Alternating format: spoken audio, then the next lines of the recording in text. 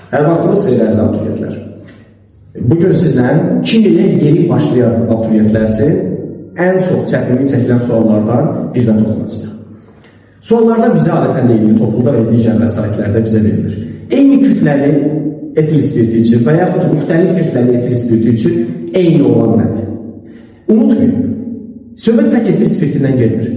Söhbət burada sudan da gedə bilər, istənilən saf maddədən gedə bilər. Heç bir fərqi yoxdur.